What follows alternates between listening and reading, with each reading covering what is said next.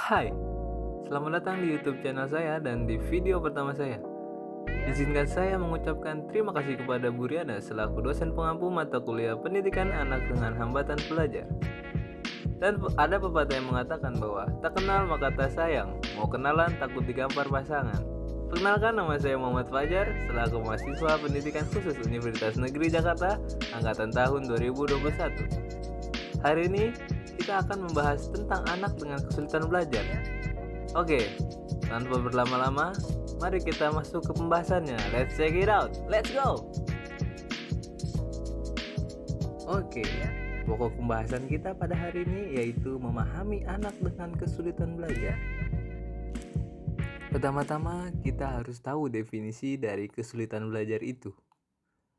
Menurut Haaland, Kaufman, and Lloyd tahun 1985, mereka mendefinisikan bahwa kesulitan belajar khusus adalah suatu gangguan dalam satu atau lebih proses psikologis yang mencakup pemahaman dan penggunaan bahasa ujaran atau tulisan. Sedangkan menurut ACCALD atau Association Committee for Children and Adult Learning Disabilities dalam Lovett tahun 1989 mengatakan bahwa kesulitan belajar khusus adalah suatu kondisi kronis yang diduga bersumber dari masalah neurologis yang mengganggu perkembangan kemampuan mengintegrasikan dan kemampuan bahasa verbal dan nonverbal. Oke, selanjutnya ada klasifikasi kesulitan belajar. Pembahasannya ada di slide selanjutnya. Let's go. Oke, klasifikasi yang pertama yaitu kesulitan belajar perkembangan atau pra-akademik. Merupakan kesulitan yang bersifat perkembangan meliputi gangguan perkembangan motorik, gangguan perkembangan sensorik, gangguan perkembangan perseptual, dan gangguan perkembangan perilaku. Yang pertama ada gangguan perkembangan motorik atau gerak. Merupakan gangguan pada kemampuan melakukan gerak dan koordinasi alat gerak. Bentuk-bentuk gangguan perkembangan motorik meliputi motorik kasar, motorik halus, penghayatan tubuh, pemahaman ruang, dan lateralisasi atau arah. Yang kedua ada gangguan perkembangan sensorik. Gangguan ini merupakan gangguan kemampuan menangkap rangsang dari luar melalui alat-alat indera. Kemampuan tersebut mencakup pada proses penglihatan, pendengaran, perabaan, penciuman, dan pengecapan. Yang selanjutnya ada gangguan perkembangan perseptual. Gangguan pada kemampuan mengolah dan memahami rangsang dari proses penginderaan, sehingga menjadi informasi yang bermakna.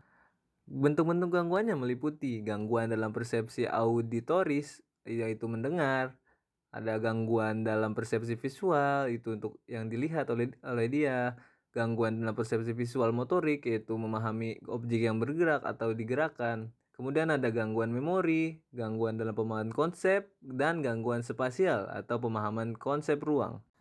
Klasifikasi yang selanjutnya yaitu kesulitan belajar akademik, meliputi diseleksia, disgrafia, dan diskalkulia. Yang pertama ada disleksia atau kesulitan membaca. Merupakan kesulitan untuk memaknai simbol, huruf, dan angka melalui persepsi visual dan auditoris. Hal ini akan berdampak pada kemampuan membaca pemahaman. Yang kedua ada disgrafia atau kesulitan menulis. Disgrafia adalah kesulitan yang melibatkan proses menggambar simbol-simbol bunyi menjadi simbol huruf atau angka. Contohnya dalam mengeja. Yang terakhir ada diskalkulia atau kesulitan berhitung. Merupakan kesulitan dalam menggunakan bahasa simbol untuk berpikir, mencatat, dan mengomunikasikan ide-ide yang berkaitan dengan kuantitas atau jumlah.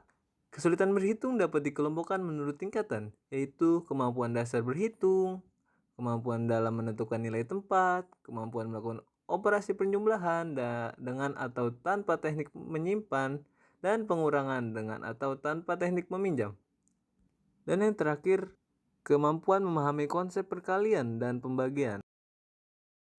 Apa saja sih karakteristik kesulitan belajar itu?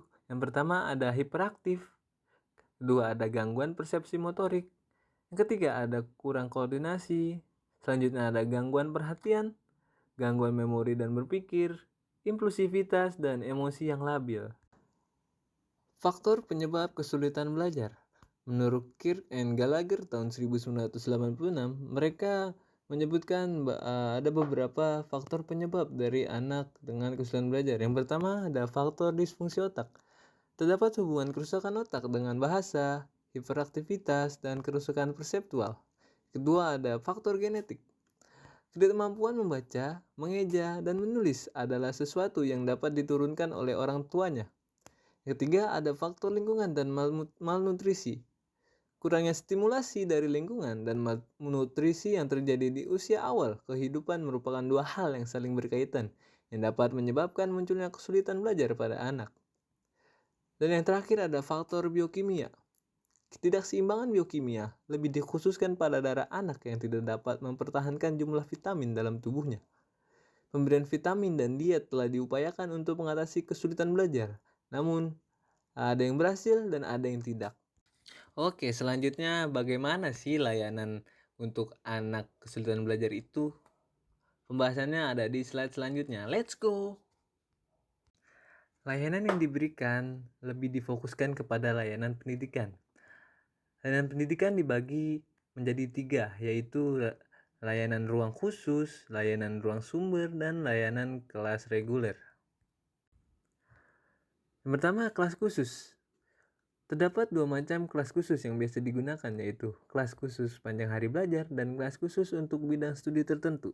Dalam kelas khusus panjang hari belajar, anak berkesulitan belajar diajarkan oleh guru khusus. Mereka berinteraksi dengan anak yang tidak berkesulitan belajar hanya pada saat istirahat.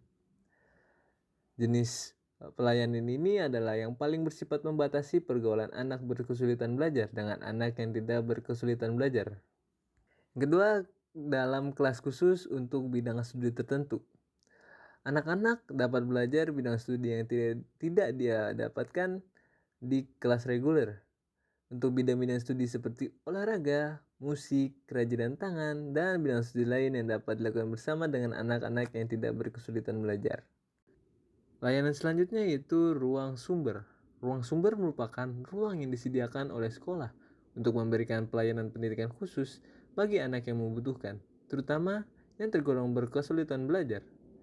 Di dalam ruang tersebut terdapat guru remedial dan berbagai media pembelajaran.